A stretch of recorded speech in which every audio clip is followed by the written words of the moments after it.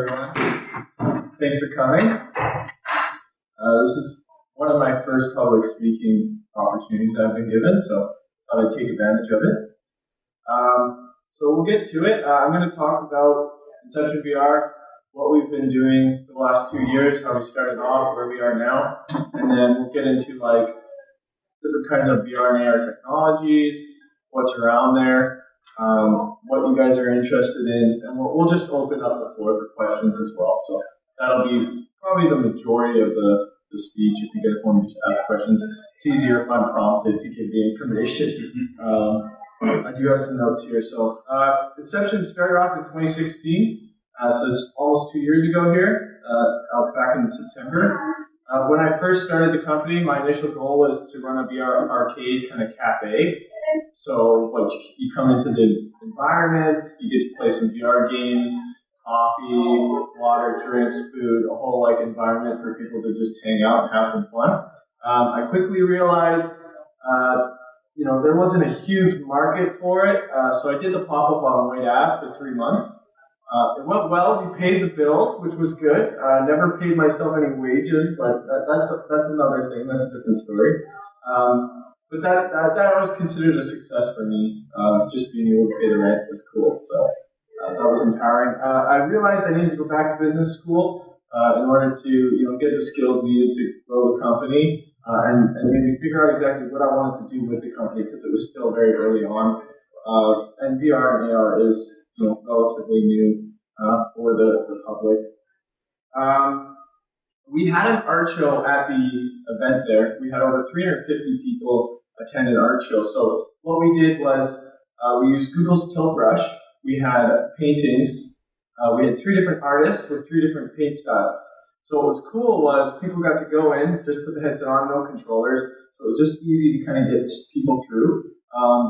And they got to see what the artist created. So, one of the art exhibits that we had was a gentleman painted Shambhala. I don't know if any of you are familiar with a music festival. He painted one of the stages inside of VR, and then people got to go in and see all the lights flickering and all the different kinds of designs. I created a video with him, and we posted that online and had, my first viral video ever, which was super empowering, super exciting. I believe we had over 21,000 views on that video, so that was really cool. Really got me thinking about the art. Events, education, art. So that's like the core values or core businesses that we're looking into for VR. Prior to that, during the cafe, I was really just experimenting and seeing what I wanted to do. So I built a fall protection training demo. For that demo, it was you go into VR. It's some simple hand gestures you can tie off, you can play some audio. The audio kind of teaches you what's going to happen with fall protection. So I was just experimenting with that kind of stuff. So once I closed down the shop, I didn't really have an idea where I wanted to go with it. I knew that I didn't want to run an arcade or a cafe, mainly because the day-to-day was like, oh, this isn't what I thought it would be, running a business day-to-day. It's like, I felt like my hands were tied, once you had a location, you had to go to it every day. So I decided to take it more mobile. So what I did was I started, contacting malls and contacting businesses and saying, hey, look, we're mobile, we can bring VR and provide VR for your events. We lucked out. We started working with malls like Bonnie Doon Mall, Londonderry Mall, bringing the VR equipment into the mall and then providing like free VR for the public. So it was like a marketing event for these companies. That was super cool. I started liking doing that kind of work way more than being a location based. Just because it was, you go, you do your day event and then you're done for the day. It's, you don't have to worry about overhead, all those kinds of things. And it was really cool to show off VR to businesses and other people. From my experiences, anyone who's tried VR or AR technology, they don't leave without a smile on their face. They're always like, this was awesome. Like yourself, you tried VR yesterday. I'm sure you enjoyed it. There hasn't been too much adoption of VR AR technology in regards to like businesses or homes even. Like it's still very new. Newer. I mean, the technology's been around for 30 years, but just recently is when the prices have come down enough to it's like consumer level. After we left as well, so we had the art show on Whyte. We went and did an art show at the Art Gallery of Alberta. So I kind of took it up a notch. I'm like, I want to do another one of these events. This time I did want to try and make it more of a paid event because we were paying for the location. So we had an art show at the Art Gallery of Alberta. What I did differently for that one was we had, I wanted to try and bring like a dancer into VR. So we had a painter and she would go into the VR unit. I'm sure you guys are all familiar with the headset. So we used the HTC Vive. And she would paint, and it was on a screen like this, big projector screen in the back, and everybody was seated kind of like you guys are at the theater. And she would paint and dance, and then we had the dancer go in and like interact with what she created. And it was all just kind of, oh, let's just see, experiment, and it was kind of like improv, or like maybe a little bit of practice improv, because it had a little bit of structure for what I wanted to accomplish, but anything she created that day was kind of just improv, so I thought that was really cool. Everybody in the audience, this is something when you're running something new is it going to work? What do people think? I have no idea. No one's done this before, and I love doing that. I love doing things that no one's done before. And it was a success, but at first everybody in the audience was, they maybe never tried VR before. So they're going, I don't get it.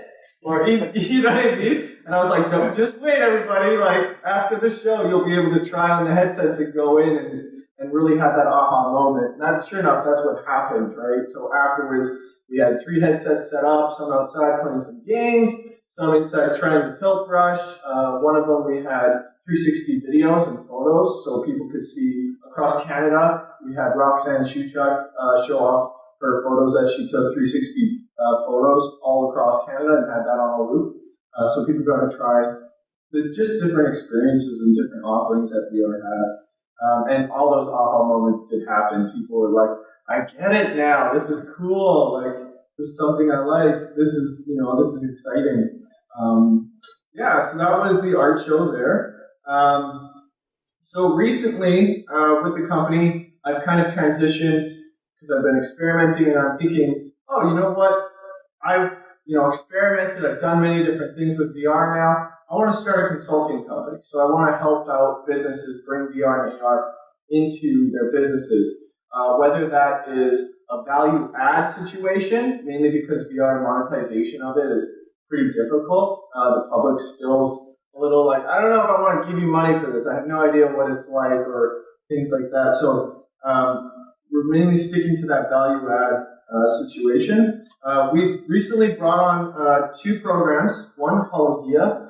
That is a program in which you're in VR and you can work out on rowing machines or bikes, ellipticals, all that, and you can be in VR when you do it. So you gamification of working out and becoming healthy. So I really think that's cool. That's something I want to like get people, into and experiment with. So that's one of the programs we've recently brought on. Lifelike. So that is education software. So that is, you get to see 3-dimensional objects, whatever it is, with the curriculum of your school you're currently working with. So if you're learning about volcanoes, I'm sure everybody remembers learning about volcanoes in science class.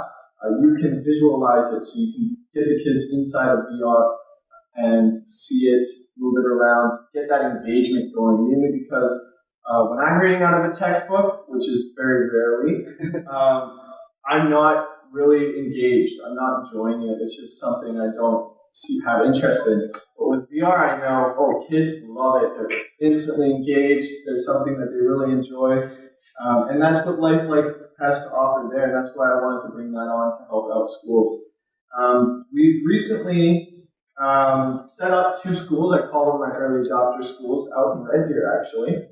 John Campbell Elementary. So we set up an elementary with the HTC Vive. They're loving it.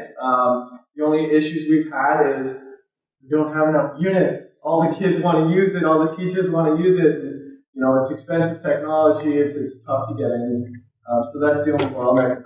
What we did to solve that was you would just split up the classes into groups and spread out the curriculum over the week. So whatever it is you're teaching, on Monday you have 5 groups of kids, or 5 kids in a group, go out, use the technology, come back into the classroom, and then switch out day to day. So that was kind of a quick solve for that. And then Lindsay Thurber High School, we set up 3 mobile mixed reality headsets. So I thought that was really cool. Adaptation of the technology was they wanted them to be rentable. So they wanted the teachers to be able to go, hey, look, I would like to rent the units and bring them to the classroom. And you can do that. So they're laptops with the mixed reality headsets, and they get to rent them out and bring them to the classroom. With Don Campbell, it was a permanent HTC Vive set up in the common area, so right where their library was, and they're just hanging out common area for reading and such. That's where that one was set up. And the consulting is moving forward into the future here. So I'm eager to help people use the technology to whatever problem they want to solve, being a marketing issue or engagement is really good for those 2 things. Visualization for architectures. I'm familiar with a couple firms actually using the technology in-house just to see. The events and education and the art. The art, I'm really leaning towards. I want to do more art events. The main issue with art is there's no money in it usually to start off, so it's really tough, to get and branch into that industry. That's a little bit about the business, where we were, where we're going, what I'm interested in doing. So I'd like to open up the floor to questions if you had about the VR technology, games, where it's going to be going in the next couple of years, the hardware, software, anything like that. So go ahead. Yeah. I have 2 questions actually. So first I want to say that's really cool what you're doing. It's awesome that you're looking at both like enterprise and industry and also looking at art. That's very good.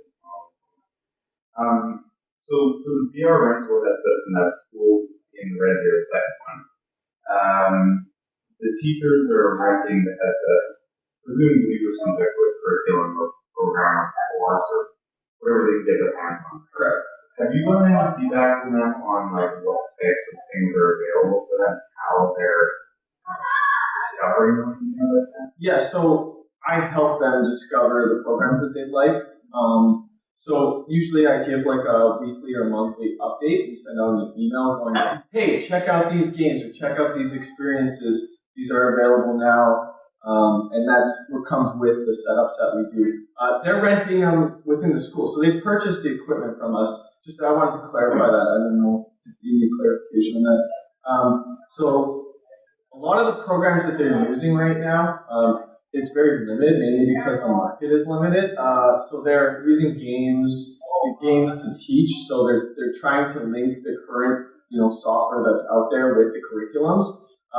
So it's very early days. So they're experimenting, and I'm like, hey, why not use Minecraft to teach basic electrical circuitry? Because Minecraft, as many people know, you can learn that way, and they're using Microsoft's mixed reality. So there you go. There's one aspect of it, the gamification of education. And it's only limited by your imagination, so what the teachers are willing to pursue or not. With the setups, though, is I like to provide that training to the teachers. So all our setups come with the training. It's like mandatory. I need to have the teachers there to kind of show them how everything works, and then get their minds wrapped around like this can be used for education. Here's some key core products that you can use that are very simple to use. Look, all you have to do is click this, it turns on, and it works. And I do teach one-on-one with one individual to make sure that if there is any technical issues, that's their go-to person. So that's what we do. Okay, cool. That's awesome. And Art. Is the artery still exists? Sorry? Do you know if the artery still exists? I'm not familiar, no, I don't. So it was a arts collective where people would show up and basically like